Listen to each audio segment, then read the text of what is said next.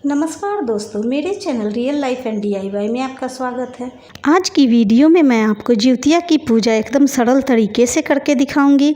बिना मूर्ति स्थापित किए हुए इस प्रकार से आसानी से आप अपने घर में पूजा कर सकते हैं। पूजा के लिए क्या क्या सामग्री है ये देख ले और नोट कर ले।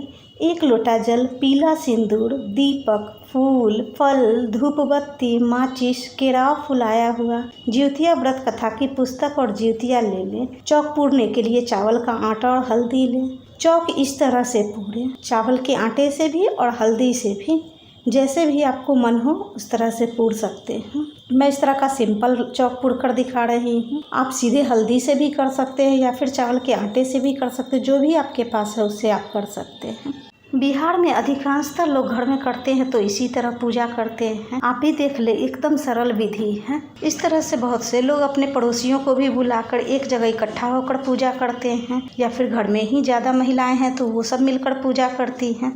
आप अकेली भी हैं तो भी इस तरह से पूजा कर सकती हैं। देखिए, मैंने चौक इस तरह से बनाया है। आप भी इसी तरह से चौक बना सकते हैं, या फिर ज़्यादा बड़ा या फिर ज़्यादा अच्छी तरह से बना सकते हैं। मैं ये सिंपल बनाकर दिखा रही हूँ। चौक के बीचों बीच लोटा रखेंगे। लोटा के नीचे अष्टदल कमल बनाना या चावल रखना जरूरी नहीं है। कलश में जल भरकर कलेवा लपेटकर और 5 टीके देकर मैं पहले ही रख ली हूँ। लोटे में फूल रखें, फूलों का आसन देकर दीपक रखें।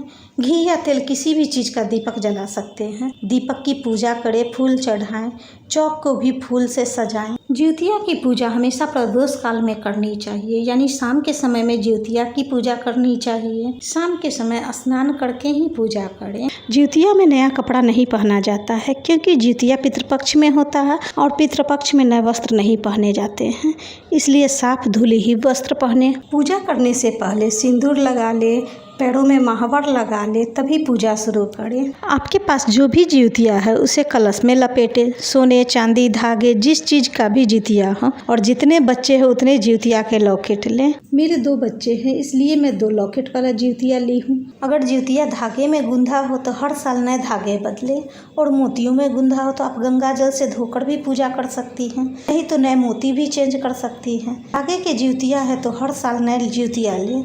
जिउतिया लाल पीले धागे में या मोती में ही होनी चाहिए।